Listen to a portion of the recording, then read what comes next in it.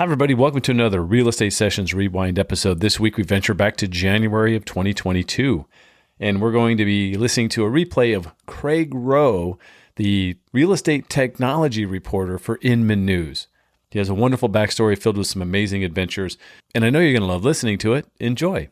So what's happening is the industry is learning to take all of this data, put it in this little machine, and then pump it out into any shape or form they want to use, right?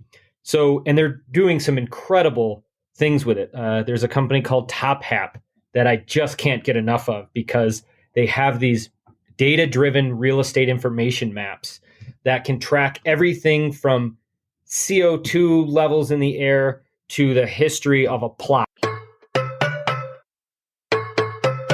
You're listening to the Real Estate Sessions podcast, and I'm your host, Bill Risser, Executive Vice President, Strategic Partnerships with Rate My Agent, a digital marketing platform designed to help great agents harness the power of verified reviews. For more information, head on over to ratemyagent.com. Listen in as I interview industry leaders and get their stories and journeys to the world of real estate. Hi, everybody. Welcome to episode 306 of the Real Estate Sessions podcast. Thank you so much for tuning in. Thank you so much for telling a friend. Today, I'm going to talk to a copywriter, a journalist, and a backcountry guide. Yes, I'm going to talk to Craig Rowe. Craig is the property tech, real estate tech reporter for Inman News. I met Craig at the Inman event this past fall, and just a neat guy, and what a background. So we're going to have a lot of fun exploring some stuff outside of the world of real estate. And then we're going to talk about how things work at Inman. It's a very interesting conversation. So let's get this thing started. Craig, welcome to the podcast. Great to be here, Bill. Thanks for having me. Yeah, we met at the Inman event in Las Vegas. It was so much fun getting back in front of people again. And Molly McKinley knows you well. And it was nice having a conversation. I've read a lot of your columns. Tech is kind of my thing. Thanks. And it's obviously your thing. And so I appreciate all the work and the insight and the effort that goes into those. And we're going to talk a lot about that and also some more stuff as well. Sure. But I like starting where people grew up. It's always fun for me to see these different parts of the country. And for you, it's upstate New York. And way up. Because first of all, I had no idea where Caledonia was. But then I first thought was, there's Rome and Syracuse and Ithaca. It's got to be somewhere in that neighborhood. Now, I'm not too far off, right?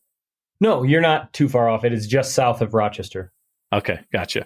So let's talk about that sort of an upbringing, Sure. Growing up in New York. And my guess is, we're going to talk about what you're doing today.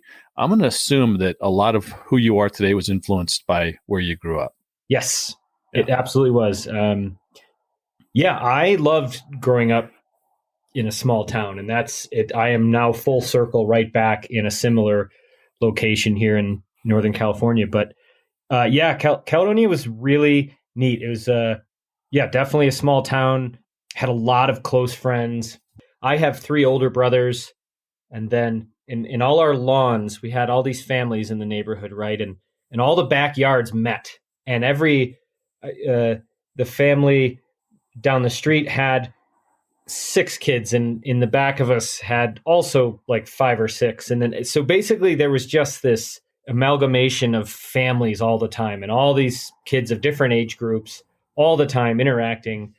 Yeah, it was very Americana for the most part, this little town. Really fun. We spent all kinds of time outdoors. We were very much free range, right? You could just open the door at 8 a.m. and I'll come back at 8 p.m. That was pretty much it. And in those hours, I could be anywhere from in the local trout stream fishing, and then at some point during the day, you throw the pole back in the garage without your parents even knowing, and then you take off again. And I could be riding my BMX bike for 2 hours, and then in the afternoon, we're playing football or wiffle ball or baseball or something. And that was it every day throughout the summer until winter stopped us from being able to do that kind of stuff. I grew up in San Diego, a little bit different situation. Still had that ability to, when the street lights went on, I had to be home kind of mentality, which was cool. But that whole connectivity you talk about, right, where the neighborhoods, it wasn't people going into a garage and then going in through the service door to go in the house. Sure. You could get home and never see anybody if you wanted to. That wasn't the case for you. Everybody knew everybody. I love that. Mm-hmm. Yep. We're going to talk about how much of an outdoorsman you are. So we'll get to that later. But first, let's talk about, as you continue, you end up going to college locally. You stick around up there, and you went to Nazareth College, I see, right? Yes. You were an English major, which makes perfect sense because of what you do for Inman. But you're also a soccer player. So we got to talk about that for a second. Sure. Yeah. So first of all, the position. In high school, I played primarily forward and halfback because I was fast. I was not your foot skill guy. I was not beating a lot of people with the ball. I was fast and aggressive. So I was getting open. I was running down the opposite player's best guy. Yeah, you were tackling people. Yeah. And that, thankfully my college coach kind of recognized that. And the position I grew into in college was essentially what someone would call kind of a marking back, where my sole job was to follow around the other team's best player the entire game. Wow. And I made an art of it. I meant I would follow him to his bench, and when he stepped off the field, I'd go back to my field. Like I would really try and get into their heads. I had kind of an aggression issue, so that would often come out on the field. I led the team in yellow cards my senior year and got a couple notable ones in college. But yeah, I ultimately just kind of always relied on being fast and my speed for the most part. And I think that's what helped me excel. Because again, I wasn't by any means the best athlete on the field, but I was just aggressive and played hard all the time. And that led to that. But Caledonia was a football town, actually. Had one of the better football programs for many years in the state of New York overall. They were always good. So all the really good athletes played football. And I, played soccer with a few of the other misfits. And then I ended up at Nazareth, which was a big lacrosse school and remains a very prominent lacrosse school also in the country in Division III. But from what I understand in lacrosse, there's not a big difference between D3 and D1. There's a kind of a fine line. So anyway, so I ended up playing soccer at a lacrosse school. So we didn't have the best record, but it was still a lot of fun. Yeah, and I enjoyed it very much. While I was an English major, I actually started as an art major. Ah, interesting. Yeah, I was always always creative. I grew up drawing, but it was the same thing. I was very inspired by comic books when I was a kid. So I was drawing and writing all the time. So you go to art major, you turn into an English major. What was your plan? What was the thought process when you got out of school? Well, when I got out of high school or college? Out of college, yeah. As you're entering? Yep, no plan. I talk about this often. I remember being at my girlfriend's apartment the night I graduated from college, and I just said, now what? And this goes right to my personality, really. I'm not necessarily a planner. I'll just be frank. I am not really career driven. I'm much more lifestyle driven, and that kind of surfaced right when I got out of school. All my friends were headed off to grad school. And I honestly have some regrets about that. Like I probably should have gone after an MFA in screenwriting or something, which is a big love of mine, or like magazine writing or straight into journalism. While I'm the only Inman writer, I think does not have a journalism degree. I am the only one that had a real estate license for a while though. I was licensed in the industry several times, but anyway, I had no real plan. So I ended up moving down to Florida for a while with one of my brothers. And somehow you get involved in real estate. I believe it happened up in North Carolina, right? It did. Yeah. So let's talk about going to Raleigh and what you were doing up there. Yeah. I think one thing that might be of interest though, just to touch on what I did in Florida is that's when I got into publishing in journalism. I had a short stint at the Orlando Sentinel doing graphic design when newspapers were still thick with classifieds. And I was doing all the design work on these huge, these very expensive auto dealership ads. right? Where you're placing the car image and you're getting down into the 5-point type, all that sort of thing. But I went from there and worked for a magazine company. Now, this magazine company was attached to a over-the-counter penny stock company. You've seen Wolf of Wall Street, right? Yeah. I was knee-deep in that environment. If you remember those scenes in the movie when they're in this giant bullpen and all these guys are out on the phone, picture me in an office just to the side of that with one editor, and he and I were putting together these magazines that were advertising these stocks. Wow. And even though it was much smaller and not New York City, that atmosphere was spot on. Wow. At one point, we went down, and my editor told me not to go. He was a great guy, and he said, "Don't do this." I said, "But it just sounds fun." The owner of our company rented a bunch of limousines, stocked them full of beer, and then what I learned later was drugs as well. And we drove down to Miami, or close to it, to look at a marina, this boat company that was building these boats. On the way back is when everybody started to party. I was 23. I was pretty intimidated by what was going on. By the end of that car ride, one of the managers, a mid-level guy, had fired everybody in the limos.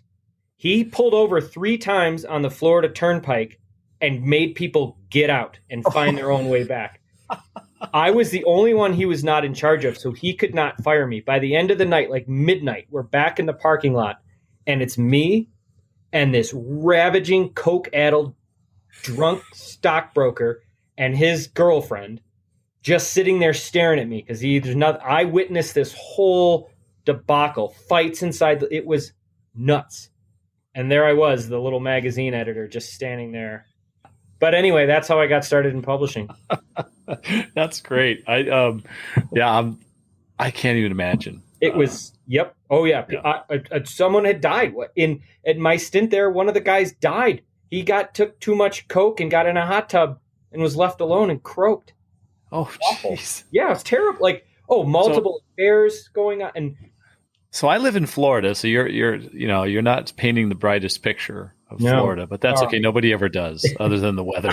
Other than that, I have a couple of good friends in Florida. Good, awesome. Yeah, that kind of makes sense then. Because your next role, you end up being a marketing manager for a real estate investment firm, so it kind of makes sense. That's kind of a flow out of what you were doing down there. Makes sense. Yeah, let's talk about that. Yeah, for sure. I went up to Raleigh to get back together with a girl I had dated in college. I got a job with, at the time, was called CB Richard Ellis. Oh, sure. But now CBRE, right? Yeah, doing marketing for all the tenant reps, the listing brokers, asset services, those guys. And I tended to click pretty well with all the brokers. Even though I was young and I was in this pod with kind of all the other assistants and stuff, I had some good marketing ideas. Now, back then, a good marketing idea was an animated PowerPoint. I mean, they just loved it. They couldn't get enough. And then I started doing some work in a software product called Flash by Macromedia. And it animated stuff you could publish on the web. And I was just making listing presentations and marketing materials. And people loved that. And then I got recruited to this team for CB's website. Their website rollout was basically they had this master site, and then each office would have their own templates to populate with content. And I got this little side gig where I was going around to the different offices, helping them get up to speed with their website. So I would come into an office in Charlotte or Nashville, Richmond, and help them get their website up to speed. So that's kind of how I got into the technology end of real estate. So then I would interview the agents and talk to them about what was good and what they should put on the site and what kind of content they should use, all that kind of stuff. Yeah. I did early work with CoStar as well. Wow. When they were physically walking around office buildings recording space. Wow. Somehow we have to get you to a little town in California called Truckee. Sure. And for people that don't know this, I can see you with the way we record this podcast. I can see you. You can see me. Sure. Behind you, I see snowboards. I see maybe a sled. There's some great stuff that tells me a lot about where you live. Yeah. So Truckee. Yeah. My wife and I, for years were traveling from the East Coast out west to hike and backpack in all the national parks and all that sort of thing. And having grown up camping all the time, because where else do parents take 4 boys? You can't take them on a civilized vacation. You have to take them into the wilderness and hope they come back. Awesome. So it was always kind of ingrained in me. So we ended up first in Las Vegas prior to Truckee. And that's when I started doing my guide work, working as a backpacking guide, taking people on trips in the Grand Canyon and other parts of southern Utah in the Southwest. But Vegas is not, I don't love it as a place to live.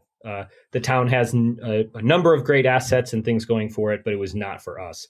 So we wanted a small town again. I was very fortunate. My wife is pretty well regarded in the world of college counseling and consulting in private schools. So she was recruited to a number of different mountain towns in the West, Jackson, Aspen, Vail, all these other places. But we ended up in Truckee for a number of reasons.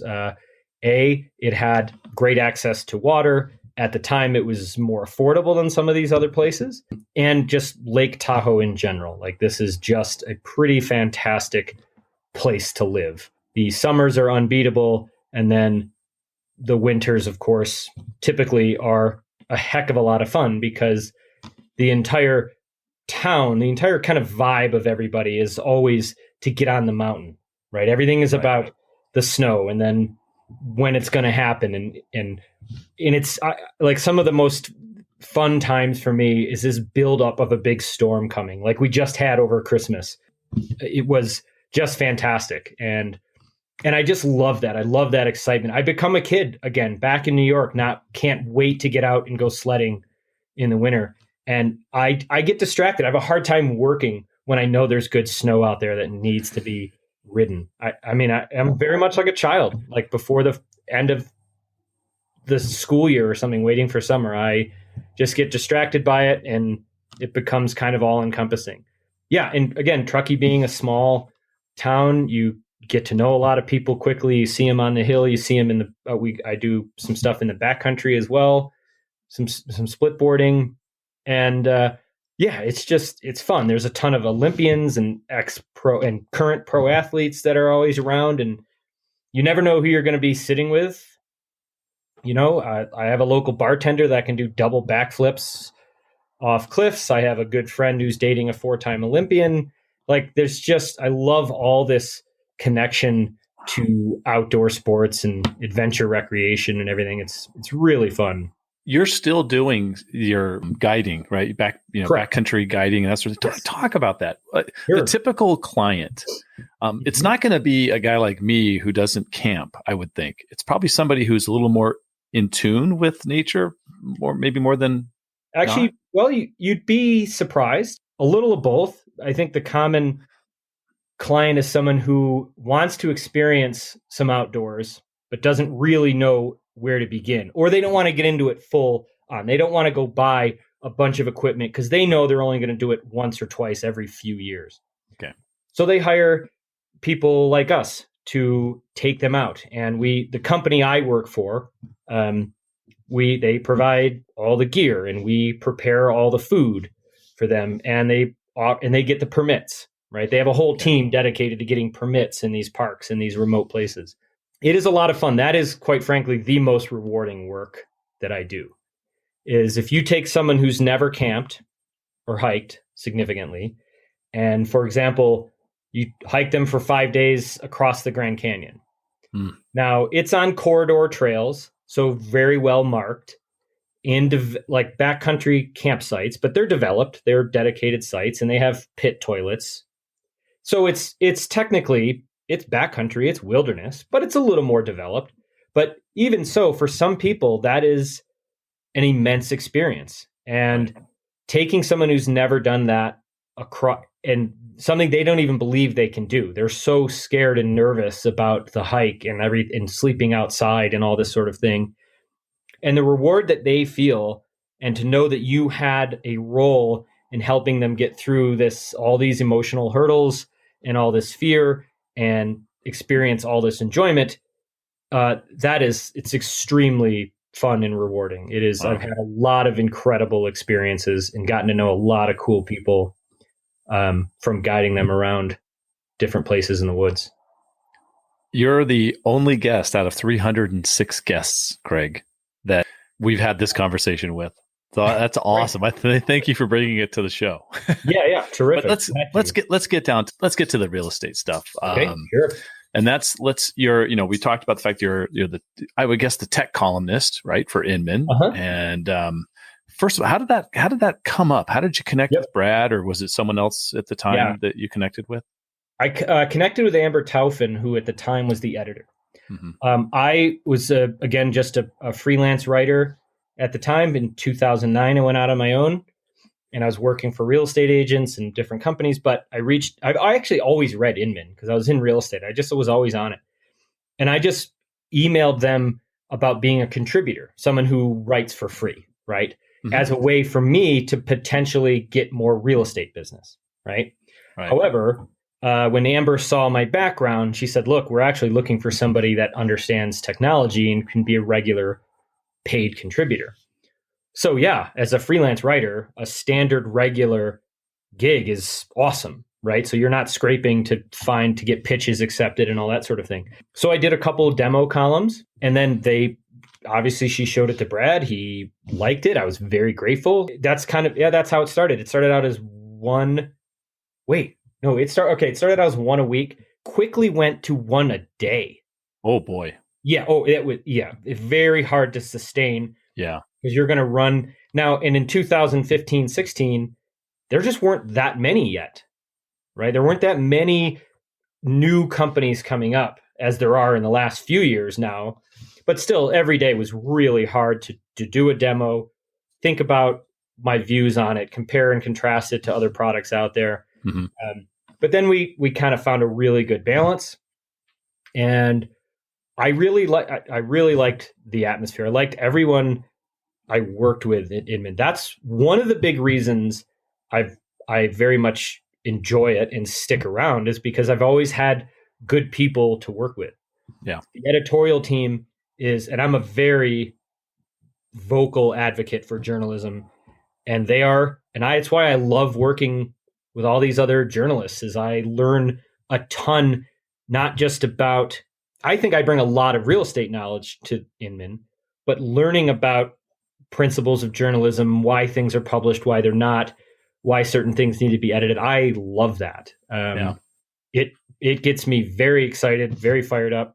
I love our Connect events because it's one of the few times where the Inman team, just to give some people how it works, if they want it, we sit in a room during like these Connect events. We sit in a room around a table.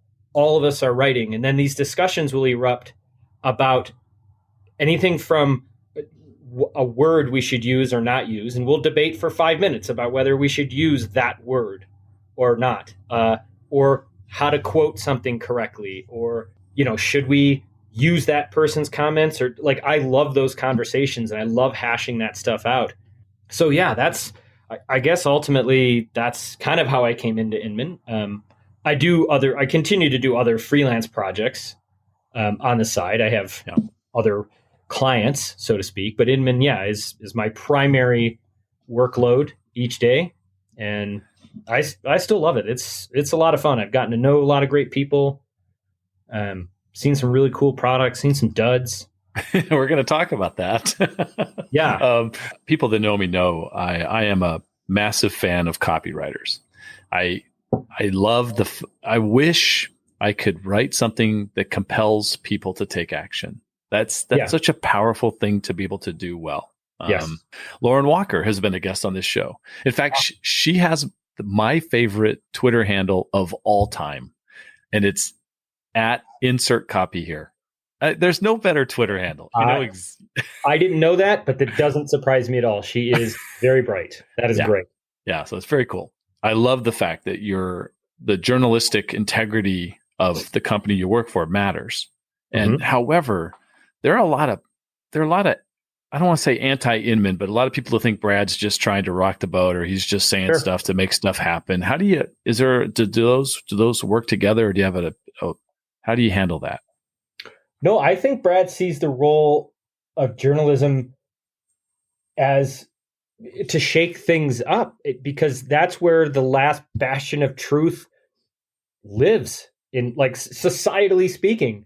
And Brad is not afraid to call out the industry he serves for its drawbacks, which I think is great.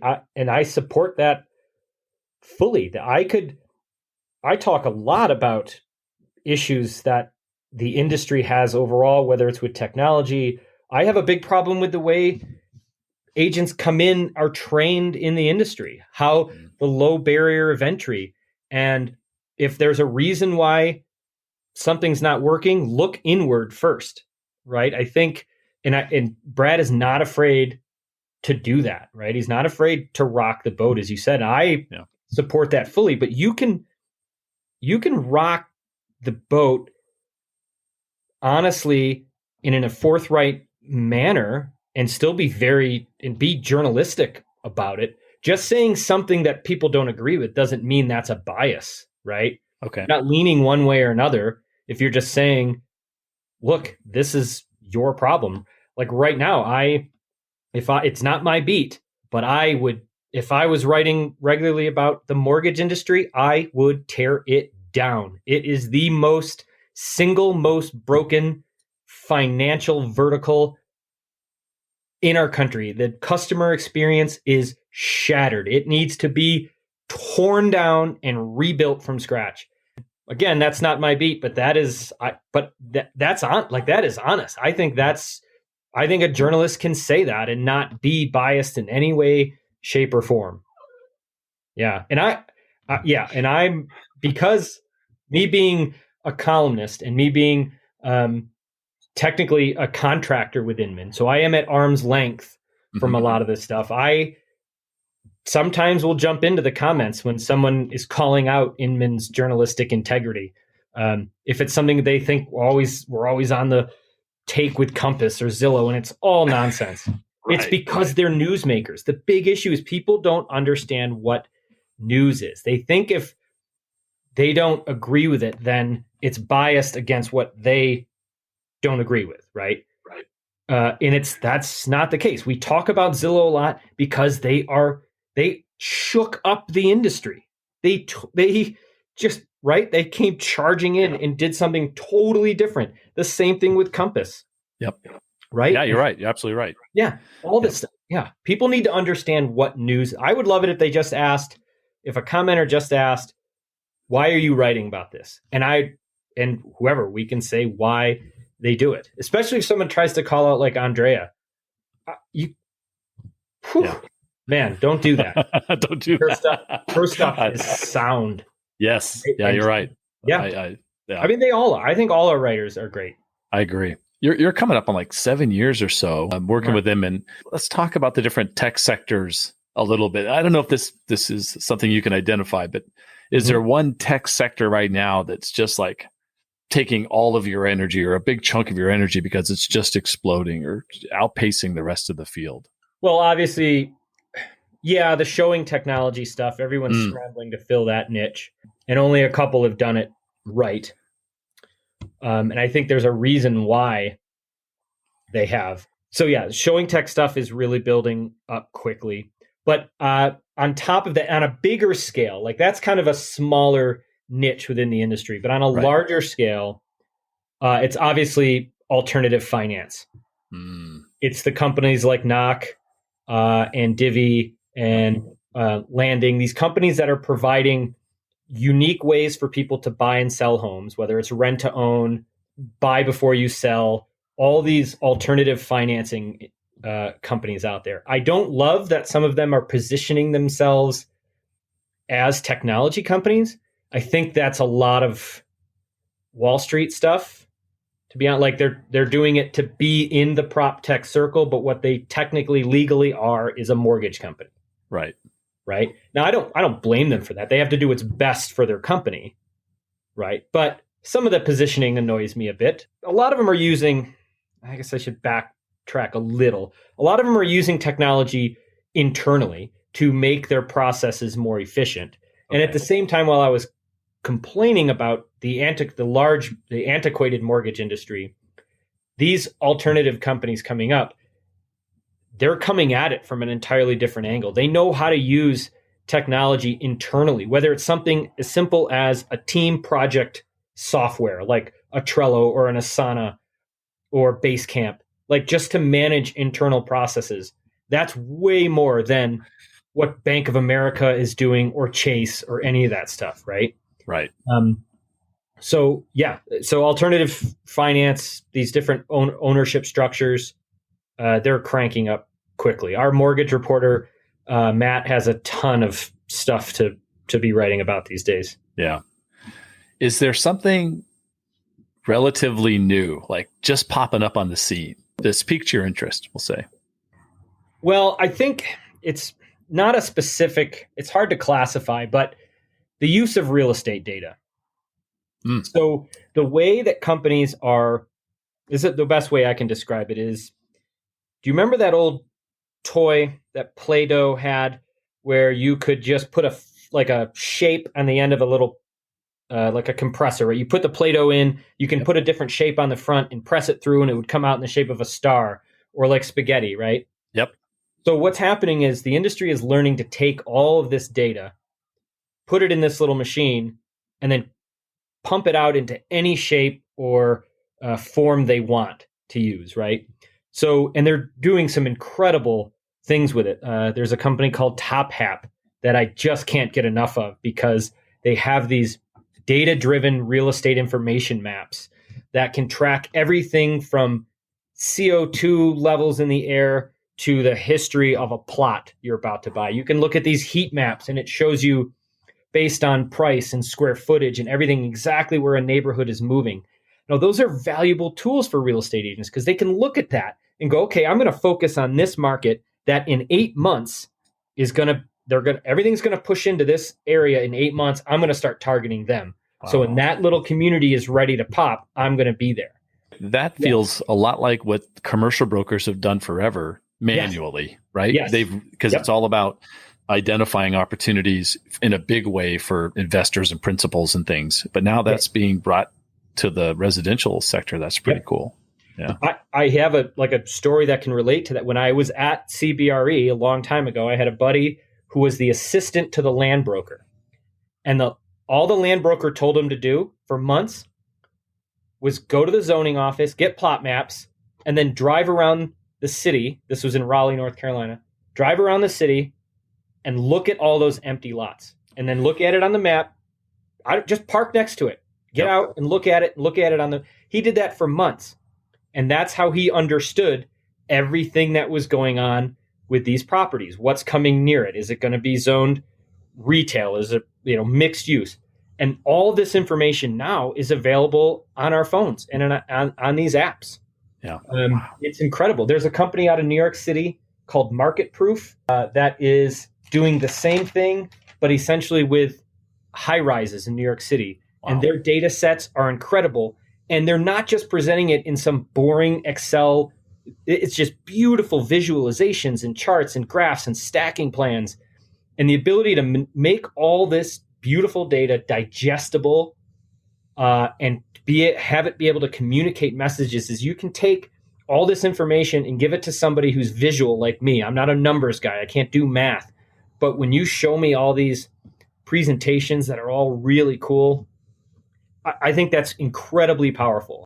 Heck, man, if they manage to turn some of this data if they put it in that's why I want agents to adopt this quickly, because if this stuff gets into the consumer market, consumers are already incredibly educated. They don't yet know how to steer the ship. They have they're on the ocean and they got their boat and they're at the helm, but they need someone to navigate. But man, some of the data products that are coming out now, they're impressive and they're fun to watch. I love looking at them. I'm a visual guy. I have maps all in front of me, and that's what I see when I look at these products. It's just these are just market information maps, man. I don't want to see another 5-paragraph written market report. And I'm a writer.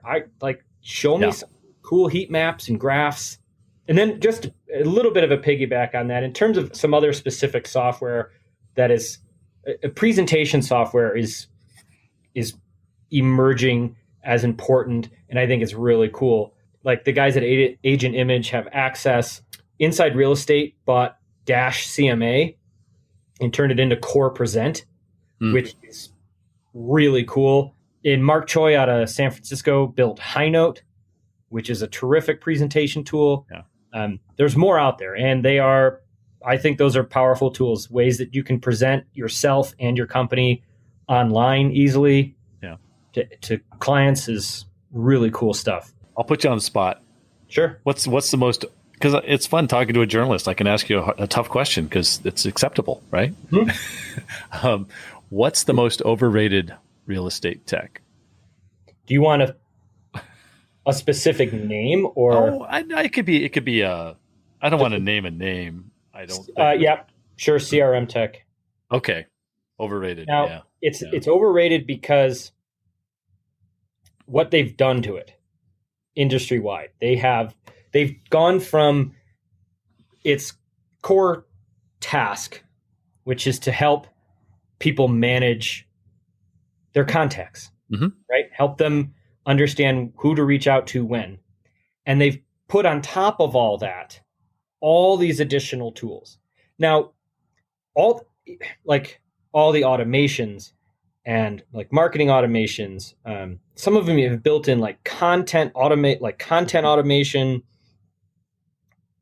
advertising, Facebook advertising, all these other tools. Now, as a product itself, like it's really well done. Like it's great software. It's built, it's stable, it looks good, but it's overwhelming.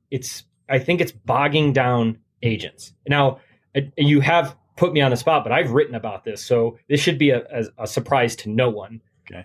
There's just a lot of feature bloat out there. Nothing is niche or specific really anymore. Nothing is lightweight. It's all just big, bulky, enterprise-focused software. Now, that's okay when you're marketing directly to brokers, right? And brokers want a big product that can support multiple offices. They want that end-to-end solution. How many times have you heard that in the last years? Yeah. It's right. Now that's great, but they're putting this but the broker buys this, spends a ton of money on it. They have to now they're not responsible for the day-to-day training, but they sure as heck need to make sure that the agents are using the product they just spent a bunch of money on. Yeah. I just think I would like to see big software products like that modularized. Like, I just want to buy this, right? Like, this is cool. I want to buy your landing page product. My clients, my agents for some reason, they like Salesforce, whatever. Salesforce is extremely proven product, obviously. They like Salesforce, great. But Chime, you have a very cool landing page. KV Core, you guys have cool listing marketing products. I want to just be able to take little chunks of this. Yeah. And maybe they can negotiate that. I mean, I don't know the direct in and out sales practices of those companies, but I'd like to see stuff more scaled down and lightweight, right? Because not everybody needs all of those tools. CRM is important. Like the verb is important. Customer relationship, well, I guess the noun, customer relationship management, but managing your clients, right? Like that's important. But you don't need, and that's, I think, what leads a lot of agents to seek other products, why they get shiny object syndrome. Yep. They don't have time to adopt all these other products. The very worst thing you can ask an agent to do is say something like, okay, we need you to clean up your database. It's not a good thing. It's a very ugly reaction, trust me. Craig, let's go back to Inman for a second. I'd love the process of deciding what you're going to write on. Are you submitting things to them and they pick and choose? Is it reversed, or are you freewheeling it, whatever you want to do? How does that work? It's probably 50-50 or maybe, I don't know, probably 60-40, I guess. Now, because I've been doing it a while and my name is kind of out there, companies will pitch me and they'll say, hey, do you want to look at our product? Right. And the vast majority of those are all worthy of being written about and reviewed. So I'll simply tell my editor, here's what I'm writing about. Here are the products I'm writing about this week, or each day we check in on Slack. Here's what I'm reviewing this week. Sometimes they'll say, hey, we heard about this product. Can you write about it? Sure. So they'll often send things my way. And I contribute to a lot of the general, like if we have theme months, they'll ask, hey, do you have any products that help people market their listings or that promote agents? Because we're doing Agent Appreciation Month. So then Gotcha. So there's a bit of that. And then I contribute, like if I have an idea, I'll just ask my editor about it. And normally I am totally supported. It's pretty rare that they say, no, don't write about that. Like I just did one recently, the 11 alternatives to showing time. Right. They'll suggest that to me, and then I'll track down the companies to put in there and write about. So it's a little of both. I wave a magic wand. You now have the developing skills of the best developers in the world. What would you create? What's missing in the world of real estate? Putting a tech guy on the spot. Yeah, I honestly don't know. I think everything is filled in. I would make some things better. I think I would develop a tool somehow that gives brokers a reason to have one single controllable website that eliminates the need. I have a big problem with the web structure, generally speaking, in the industry. So, and this really came into fruition recently when we're doing this concerted effort to track down a bunch of top agents and get some questions from them. But I would develop a tool, and I would use all those developers to make the absolute best top-down website design product. And I would find a way to make sure every agent's site is consistent, easy to find, easy to contact, easy to reach out, because that is a major problem in the industry that is way overlooked, is how difficult it is to find an agent. You can Google an agent and you'll probably come up with them, but that site you land on might be some random corporate page from whatever, it's a Century 21 page. Then you got to go find that local office. Right. Then maybe that person was on a team last year. They're not on that team anymore, but their bio on that team page still exists. Yep. Then they have their own vanity URL over there with their own name, with under some totally different. It's just their name, right? And then in the bottom it'll say proudly affiliated with Century 21. It is so broken. It is really bad out there. And I would try and invent something that just can totally streamline that process, eliminates all these redundant online presences that these agents and offices have. That's a solid, really good website tool. Top down. That's pretty cliche too. Top down. Yeah, we're saying that a lot. That's okay. Craig, I've had you here way over time. I appreciate this. This has been great. Well, let me ask you the same question I've asked every single guest, going back to Jay Thompson. I think you've met Jay. Yeah, he works. He's kind of a colleague. Yep. So that's right. Every Wednesday for Jay. What one piece of advice would you give a new agent just starting in the business? Time kills deals. Yep. And that was taught to me when I was, my last full-time job was when I was selling and marketing multifamily property. Every delay is just one more nail in the coffin of a deal. Deals have to get done quicker. The longer they run out, man, the odds increase really quickly of it going south. Yeah, time kills deals. And then another thing I often say too is there's getting the business and then doing the business. Right. But yeah, I think overall, time kills deals. Craig, if someone wants to reach out to you, what's the best way for them to do that? Craig at copyandcontentgroup.com. But I'm also that's just kind of generally speaking, if they want to chat about something, but obviously Craig at Inman.com for any reviews or ideas they have for stories. I love to hear it. I'd love to hear from people. The more industry feedback and people's ideas we can get, the better. So yeah, Craig@Inman.com. Well, Craig, thank you so much for the time today. I'm very happy for you because I know there's a lot of snow waiting for you right outside your door, right? Yeah, don't try and reach me this weekend. Okay. Thanks again for all your time. Appreciate it. Yeah, thank you, Bill. Thank you for listening to the Real Estate Sessions. Please head over to ratethispodcast.com/RE sessions to leave a review or a rating, and subscribe to the Real Estate Sessions podcast at your favorite podcast listening app.